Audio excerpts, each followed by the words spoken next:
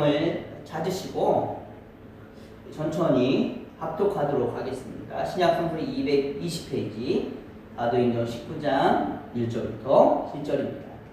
합독합니다. 아볼로가 고린도에 있을 때에 바울이 윗지방으로 다녀 에베소에 와서 어떤 제자들을 만나 이르되 너희가 믿을 때에 성령을 받았느냐? 이르되 아니라 우리는 성령이 계심도 듣지 못하였노라. 바울이 이르되 그러면 너희가 무슨 세례를 받았느냐? 대답하되 요한의 세례니라. 바울이 이르되 요한이 회개의 세례를 베풀며 백성에게 말하되 내 뒤에 오시는 이를 믿으라 하였으니 이는 곧 예수라 하거늘 그들이 듣고 주 예수의 이름으로 세례를 받았으니 바울이 그들에게 안수함에 성령이 그들에게 임하심으로 방언도 하고 예언도 하니 모두 12사람쯤 되니라. 아멘. 그리스도의 가르침이 진리입니다. 그리스도의 가르침이 진리입니다 라는 제목으로 하나님의 귀한 말씀 나누도록 하겠습니다. 여러분들, 우리 기독교가 특별히 우리 한국에서 복음이 전파된 지 이제 거의 한 150년 정도 넘은 것 같습니다. 1800년대 그 즈음에 본격적으로 복음이 전해지기 시작하였는데 저는 이런 생각을 한번 해본 적이 있어요. 그래서 제가 말씀을 준비하면서 대체 우리나라 최초로 우리 땅에서 세례를 받은 분은 누구일까라는 궁금증이 있었어요. 그런데 자료가 있더라고요. 이 사진이 바로 우리나라에 처음으로 우리나라 땅에서 세례를 받은 철열매입니다. 노충정이란 분이신데 유학자예요. 학문을 연구하는 그런 유학파 학자이셨는데 별명이 노도사였습니다. 나중에는 노도사라고 이 사진에 보면 노도사라고 해서 사진이 찍혀 있는 것을 볼 수 있는데 흑백 사진이어서 선명해 보이지는 않지만 이 땅에서 선교사에게 처음으로 세례를 받은 분이에요.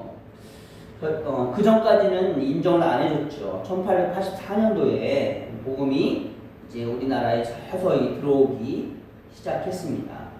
그리고 1898년이 되었을 때에 본격적으로 이제 선교사들이 들어오고는 복음을 전할 수 있는 이제 허가를 받게 되었는데 이분은 처음에 복음에 대해서 복음을 믿고 배우려고 하는 그런 믿음이 없었고요. 호기심이 있었어요.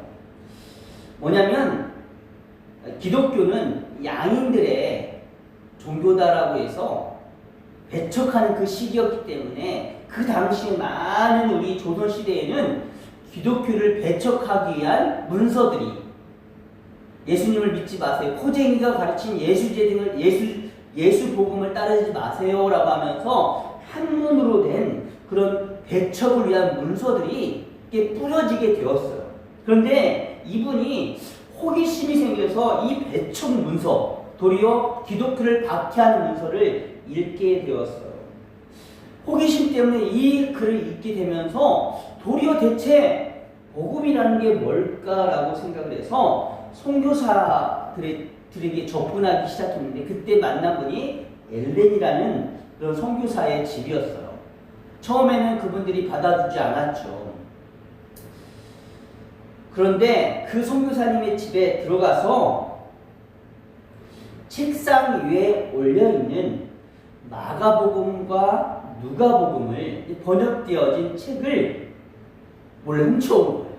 그래서 그 성경책을 마가복음과 누가복음을 읽은 거예요.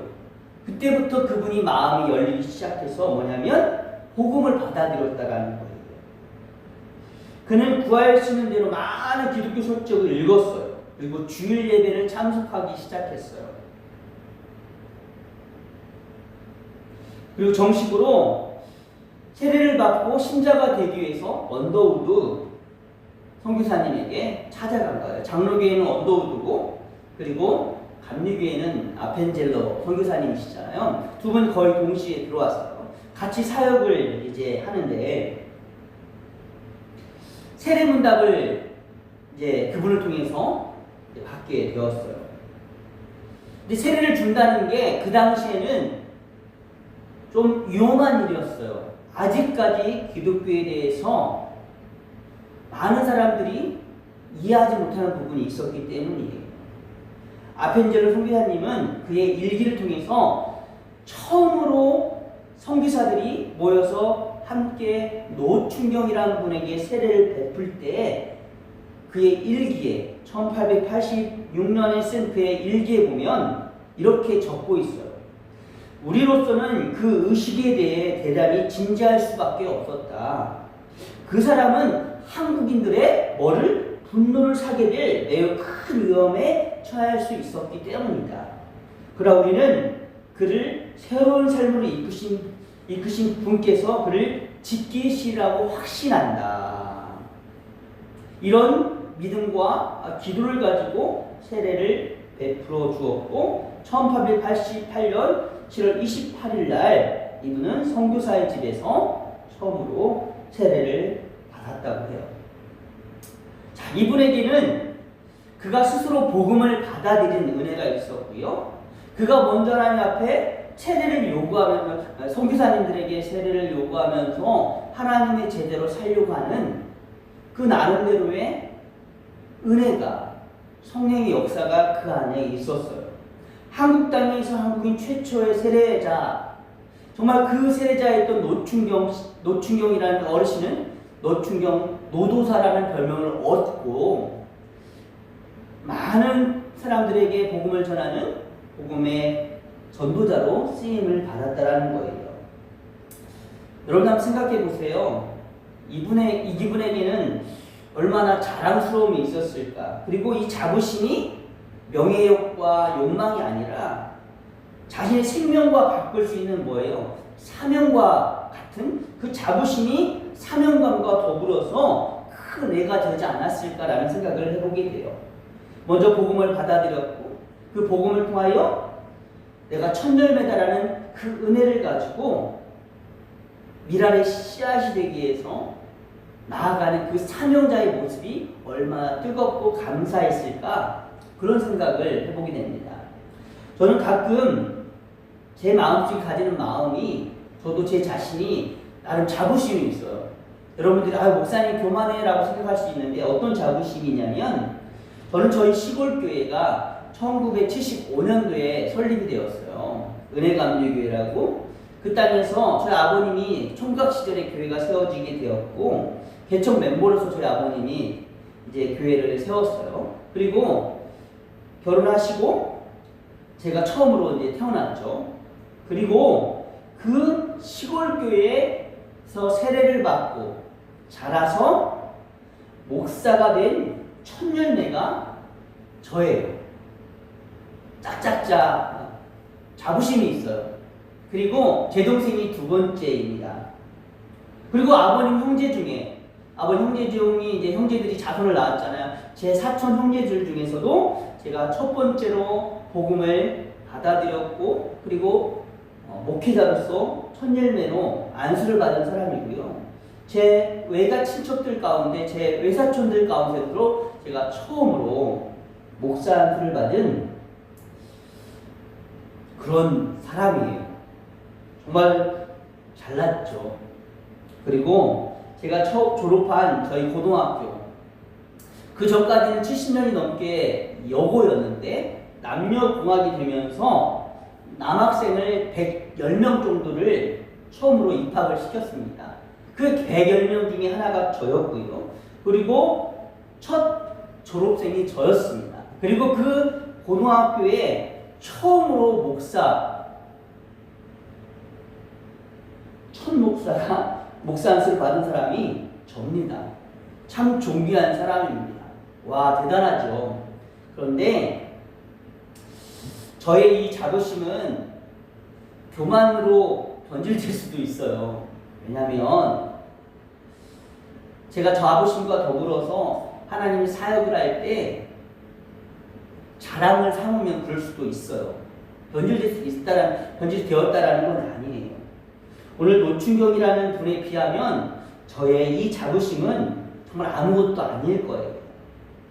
그러나 오늘 저와 여러분들에게서 부탁드리는 건 하나님께 쓰임받을 때 내가 이렇게 존귀한 사람이다라는 믿음이 얼마나 중요한가를 먼저 여러분들에게 말씀드리고 싶어요. 오늘 본문에 나오는 저도 자부심이 있잖아요. 그런데 노충경이라는 이 분보다 더 자부심이 있는 사람들이 있어요. 그리고 그 사명감에 붙었던 사람이 누구일까? 오늘 본문에 나오는 바울이 에베소라는 곳에 갔는데 그때 만난 12명의 제자들이 아닐까라는 생각을 해보게 됩니다. 바울이요, 고린도, 그러니까 그리스의 땅에 있었던 곳이 고린도라는 항구 도시였고 에베소는 터키에 있었던 큰 도시였어요. 바울이 그 윗지방을 돌면서 복음을 전하다가 에베소라는 곳에 들어왔어요. 에베소에서 교회를 세우고 개척하고 복음을 전하기 위함이었어요. 그런데 이곳에 정말로 감사한 것은 와봤더니 세례를 받은 예수님의 제자들, 사도들이 12명이 와 있었던 거예요. 바울의 입장에서는 얼마나 기뻤을까요? 에베소라는 곳은요, 그 당시 로마 다음 큰 도시였습니다. 인구가 얼마 정도 되냐면 30만 명이었어요. 동서문물이 교차하는 곳이었고 항구 도시였습니다. 저는 성지순례를 가서 그곳에 가봤는데 얼마나 휘황찬란했냐면 세상에 2000년 전에 원형 극장이 있는데 그 원형 극장을 제가 가봤거든요. 밑에서 말하면 울려요. 그런데 그 한 번에 앉을 수 있는 인원이 25,000명이에요. 다 돌로 되어 있어요. 화장실도 목욕탕도 다 돌로 깎아서 도시가 돌로 된 멋진 도시예요. 그리고 거기에는요, 그 시대에 가장 큰 도서관도 있을 정도로 엄청난 문화가 발전했던 그런 곳이에요. 그런데 그 도시는 혼합주의가 팽배해서 우상숭배, 그리고 잘못된 성적인 문란함들이 너무나 많았던 곳이에요. 그리고 그곳에서는 그 당시 우상숭배자들이 가장 잘 믿었던 그 당시에 바알신과 같은 아데미 신전, 아데미 여신을 모셨던 아데미 신전이 그곳에 있었어요. 현재는 기둥만 남았지만 그 아데미 신전이 이런 모습이거든요. 아데미 여신이 이런 모습이에요. 이제 가슴에 볼록볼록 튀어나온 게 뭐냐면 이게 여자의 유방이에요. 다산의 왕, 다산의 축복, 풍요의 신, 이런 우상숭배의 신들이 많았던 곳이에요. 이곳에 바울이 복음을 전하기 위해서 딱 갔는데 세상에 감사하게도 12명의 제자가 있었던 거예요. 그런데 제자들에게 첫 만나자마자 질문이 뭐였냐면 너희가 정말로 성령을 받았느냐라는 거예요. 성령을 받았느냐? 첫 질문이 무리한 질문인 것처럼 보여요. 왜냐하면 성부, 성자, 성령의 이름으로 세례를 받거든요. 근데 이들이 뭐라고 이야기했냐면 세례를 받았다라고 말씀합니다. 어떤 세례를 받았느냐? 네, 저는 요한의 세례를 받았습니다 라고 말합니다. 그 요한의 세례가 무엇이었냐면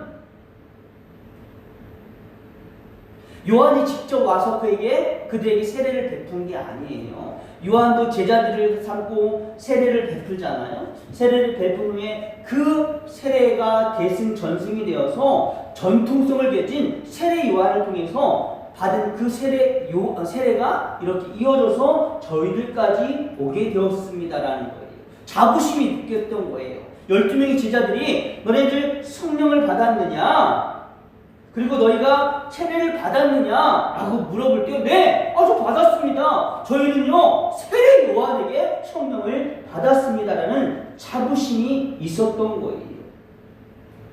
그런데 뭐라고 물어봤냐면 그러면 성령에 대해서 아느냐라고 질문한 거죠. 그런데 뭐라고 이야기하느냐?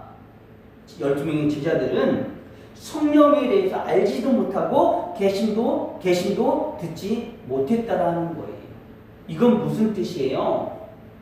바로 이들은 복음에 대해서 제대로 알지 못했다라는 거예요. 성령님은 어떤 성령님이에요? 십자가에 예수님이 죽으시고 또한 부활하셨어요. 그리고 승천하셨어요. 그리고 성령을 보내주셨고 재림을 약속하셨죠. 이 모든 과정들이 성령을 믿느냐라는 질문 가운데 다 포함된 거예요. 성부, 성자, 성령의 이름으로 세례를 베풀 때에 그 복음의 진리가 너희들에게 믿어지느냐라는 질문이거든요. 이들은 뭐냐면 형식적이고 말 그대로 물과 성령으로 세례를 받아야 되는데 물로만 세례를 받은 것이었습니다. 그런데 뭐가 문제였습니까? 나름대로 이들에게는 자부심이 있었지만 세례 요한의 세례에 대한 진정한 가르침을 배우지 못했던 겁니다.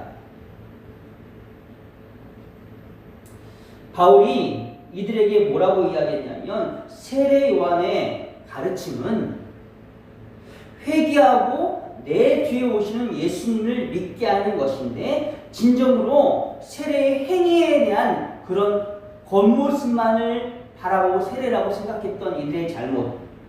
진짜 세례는 물과 성령으로 되어지는 이 성령 세례에 대해서 알지 못한 그 12명의 제자들을 보게 된 거예요. 바울은 안타깝습니다. 왜 안타깝냐?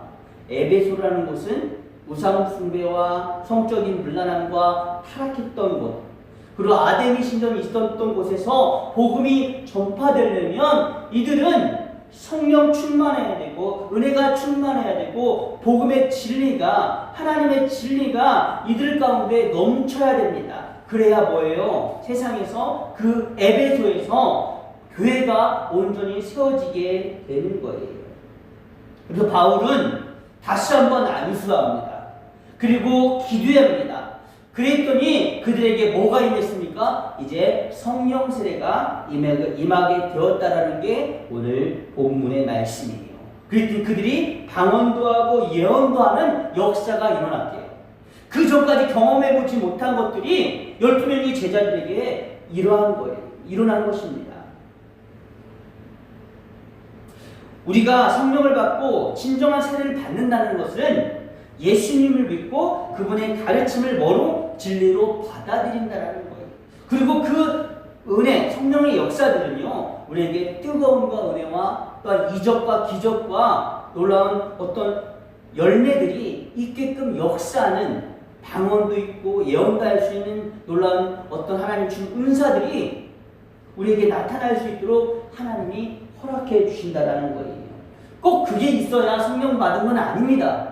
그러나 성령은 우리에게 정말 하나님이 우리를 통해서 역사하는 도구로 쓰임받을 수 있도록 그렇게 역사하신다라는 거예요. 교회도 마찬가지입니다. 교회 안에 뭐가 없으면 성령이 없으면 이 성령은 뭐예요? 예수의 가르침이 정말로 너희들에게 진리이냐예요. 성령이 오셨다라는 것은 뭐냐면 예수의 가르침이 진리이고 그 사랑이 진리이고 믿음이 진리이냐라는 질문입니다. 교회가 성령의 은혜가 없으면 성령 충만함이 없으면 그냥 큰 건물과 작은 건물 그런 분류로만 그런 건물의 사이즈로만 차이로만 나타날 수밖에 없는 거예요. 그리스도의 가르침이 없는 예배, 기도를 하는데 정말 예배를 드리는데 성령의 은혜가 없고 그리고 섬김과 헌신을 하는데 정말 하나님의 능력과 은혜가 없고 그냥 성령의 은혜와 감사함의 고백이 없이 그리스도의 가르침은 없이 그 믿음의 진리가 없이 우리가 섬기고 헌신하면 그게 다 뭐예요? 빈 껍데기일 수밖에 없다라는 거예요. 축구 성교회가 있고 뭐 탁구 성교회가 있고 골프 성교회가 있고 교회마다 이런 성교회들이 많아요. 그런데 노는 게 중점이 되다 보면 진짜 은혜가 사라지는 거예요. 뭐예요? 기도하고 영광 돌리기 위해서 진짜 하나님 앞에 나아가는 그런 모습이 있어야 성교회가 되는 것처럼 여러분들 믿음도 마찬가지입니다. 빈 껍데기가 될 수가 있어요. 12명의 제자들이 성령 세례를 받지 못하면 세례를 받았지만 빈 껍데기가 될 수 있다는 사실을 우리는 기억해야 됩니다. 군대에 가면 많은 군인들이 군대 내에서 세례를 받습니다. 저도 또한 세례를 가서 군대에서 얼떨결에 한번 또 받았습니다. 그냥 받으라니까 받았습니다. 그리고 간식을 많이 주니까 받은 것도 있습니다. 장로교나 감리교 목사님들이 가면 말 그대로 우리가 아시는 광대사 나와서 물로 이렇게 세례를 머리에 안 하면서 세례를 주지만 침례교 목사님들이 세례를 베풀면 수영장을 빌려서 그 수영장에서 군인들이 있는 수영장에서 군대 수영장에서 침례처럼 세례를 베풉니다. 제가 사진을 보면 이렇게 한 번에 이렇게 세례를 베풀게 돼요.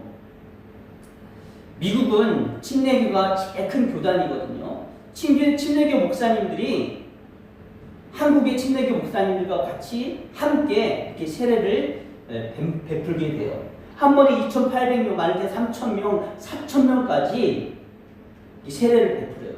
미국 목사님들도 이렇게 가끔 오는 거예요. 한국 침례교회에서 초청을 해서 오시는 거예요. 한국 침례교회 정말 유명한 목사님, CBS의 이사님이신 김정한 목사님이 설교도 하고 그렇습니다.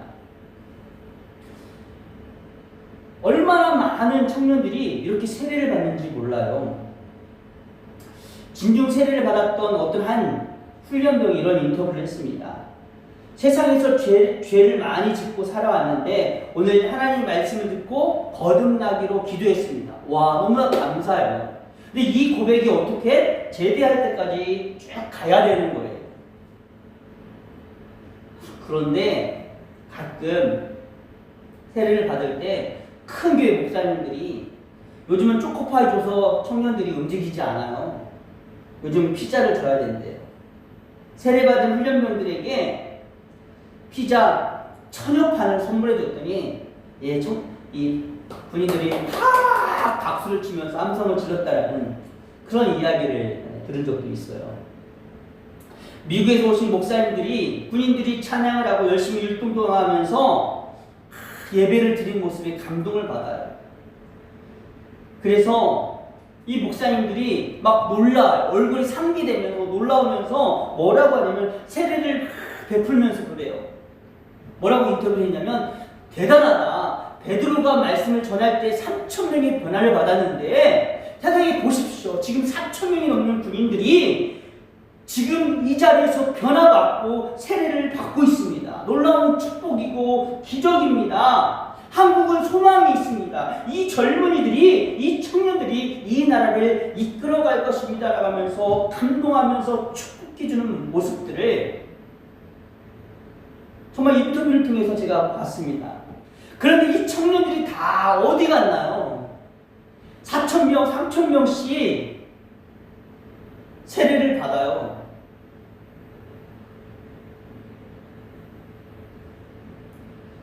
그런데 제대할 때까지 이들이 신앙생활을 잘 하느냐? 대부분 그렇지 못할 때가 너무나 많아요. 그 이유는 힘들고 어려울 때, 하나님을 찾을 때가 있어요. 지금은 논산훈련소가 교회가 엄청 크지만 제가 그 생활할 때 그 교회가 크지 않았어요. 한 번에 8,000명이 예배를 드리면 앞에서 찬양할 때 감동받아서 기도해요. 찬양할 때 기도해요. 춤추요, 노래요, 율동해요. 위로가 되니까 와요. 그런데 적응을 하고 군생활이 좀 편해지기 시작하면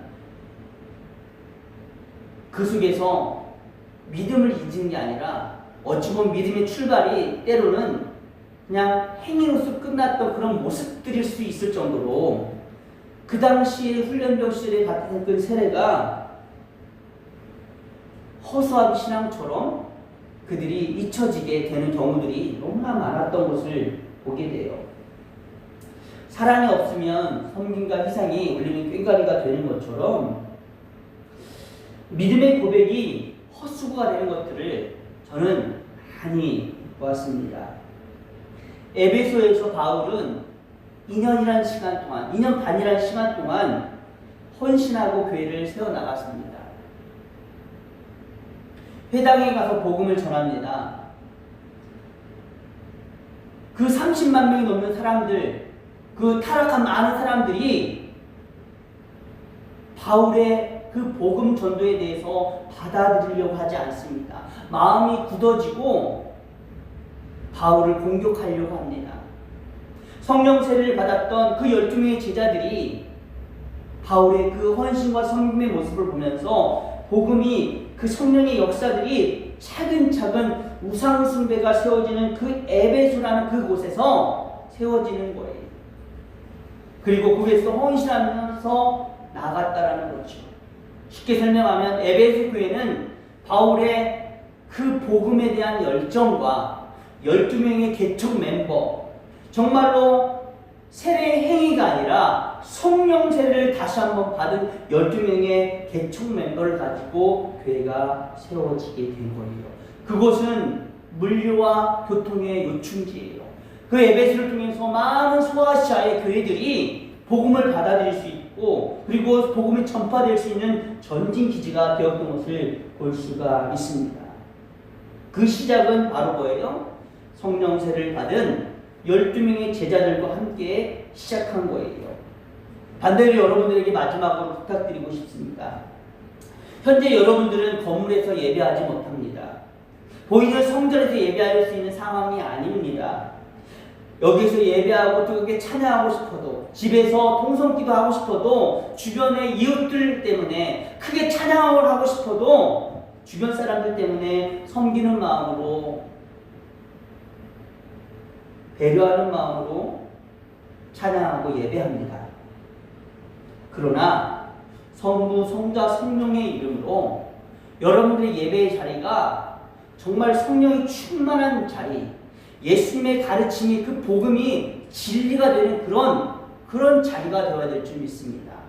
코로나 시대를 살아가는 이 땅의 많은 신앙인들이 여러분의 삶의 자리와 그리고 예배의 자리와 여러분의 가정이 거룩한 성전, 성령 충만한 그런 성전이 되기를 원하면서 여러분들 승리하며 나아가기를 진심으로 축복합니다.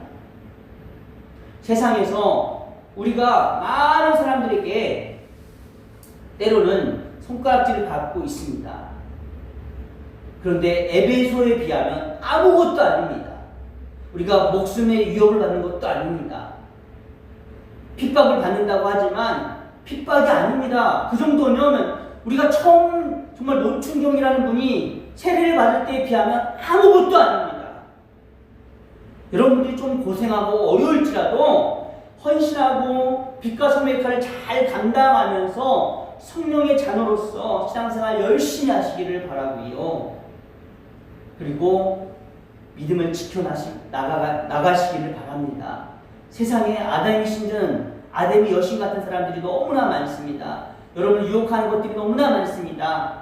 예수의 가르침, 넌 성령 세례를 받았느냐? 성령 충만한 사람이 되느냐? 성령이 충만한 자녀가 되었느냐? 라고 물어봤을 때 너도 성령 충만 하나님의 귀한 자녀가 되겠습니다 라고 고백할 수 있는 그런 여러분들 되기를 진심으로 축복합니다. 우리 다 같이 말씀을 생각하면서 기도하는 시간을 갖도록 하겠습니다. 하나님, 이 시간 하나님의 귀한 자녀로 우리가 믿음으로 살기를 원합니다. 성령의 자녀가 되기를 원합니다.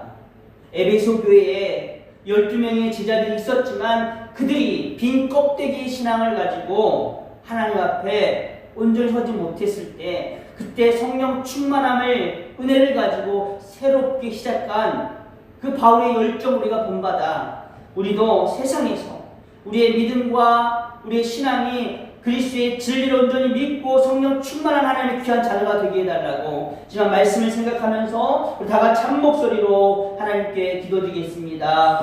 하나님 아버지 감사합니다. 하나님을 찬양하고 하나님을 의지하는 거룩한 백성들 되기를 원합니다. 아버지 감사할 수 있는 믿음의 귀한 자녀들 되기를 원합니다. 아버지를 믿고 의지할 수 있는 거룩한 삶이 우리들 가운데 나타나기를 원합니다. 아버지 하나님이여 돌보아 주시옵소서. 아버지 하나님이여 이끌어 주시옵소서. 우리의 신앙의 믿음이 온전해지고 감사가 넘칠 수 있도록, 은혜가 넘칠 수 있도록, 생명이 넘칠 수 있도록, 축복이 넘칠 수 있도록, 우리의 삶이 진정으로 기쁨이 되고 감사가 될 수 있도록, 생명이 될 수 있도록 하나님 아버지 도와주시옵소서.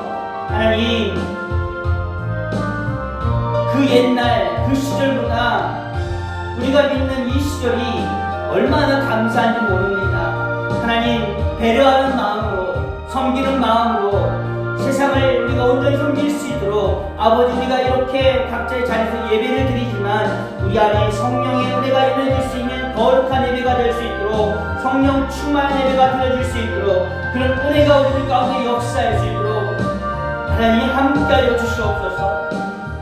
하나님, 축복과 은혜를 덧입혀 주시고 그 은혜대로 살 수 있도록 하나님 돌보아 주시옵소서. 아버지를 생각하고 아버지를 의지하고 아버지께 감사할 수 있는 믿음의 자녀들로 살아갈 수 있도록 하나님 돌보아 주시옵소서. 아버지 감사하며 나아갈 수 있는 거룩한 예배, 은혜의 예배가 될 수 있도록 하나님 우리의 삶을 지켜주심을 감사합니다. 우리의 삶의 자리가 성전이 되게 하여 주시고 은혜의 자리가 되게 하여 주시고 축복의 자리가 되게 하여 주옵소서. 하나님, 부족하지만 주님의